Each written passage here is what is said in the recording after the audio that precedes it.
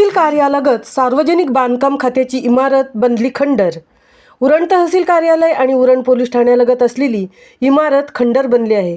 त्यामुळे तिथे उंदीर, घुशी, विंचू, सरपटणाऱ्या प्राण्यांचा वावर वाढल्यामुळे कामानिमित्त येणाऱ्या जनतेच्या आणि कार्यालयामधील कामगारांच्या जीवितास धोका निर्माण झाला आहे। सार्वजनिक बांधकाम खात्याच्या अधिपत्याखाली उरण तहसील कार्यालयालगत असणाऱ्या या इमारतीमध्ये इंग्रज राजवटीत शासकीय कार्यालयाचे कामकाज सुरू होते।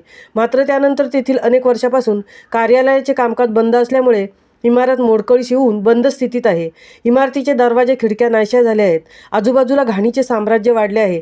त्यामुळे सदर इमारती परिसरात उंदीर, घुशींबरोबर विंचू व सरपटणाऱ्या प्राण्यांचा वावर वाढला असून इमारत संपूर्ण खंडर बनली आहे।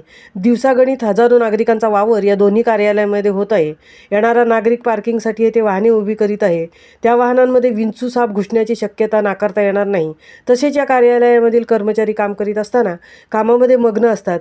याच वेळेला खिडकीतून विंचू, साप जाऊन कर्मचाऱ्यांच्या जीवितास धोका निर्माण करू शकतात। त्यामुळे या खंडर झालेल्या कार्यालयाचे डेमोलेशन करून परिसराची स्वच्छता करावी अशी मागणी नागरिक व कर्मचारी करीत आहेत। सार्वजनिक बांधकाम उरणचे उपअभियंता नरेश पवार यांच्याकडे या इमारती संदर्भात माहिती घेण्याचा प्रयत्न केला असता त्यांनी बोलण्यास नकार दर्शवला आहे। त्यामुळे या इमारतीच्या माध्यमातून शासकीय अधिकारी, कर्मचारी व सर्वसामान्यांच्या जीवितास धोका निर्माण झाला तर त्याला जबाबदार कोण असा प्रश्न उपस्थित केला जात आहे।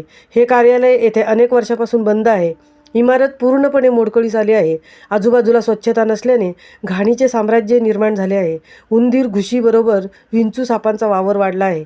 येथे येणाऱ्या नागरिकांबरोबर कर्मचाऱ्यांना कधीही सापाचा डंख होऊ शकतो।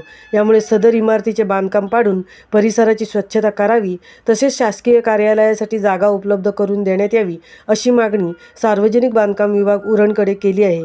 सतीश निकम, वरिष्ठ पोलीस निरीक्षक, उरण, महामुंबईसह अनंत नारंगीकर, उरण।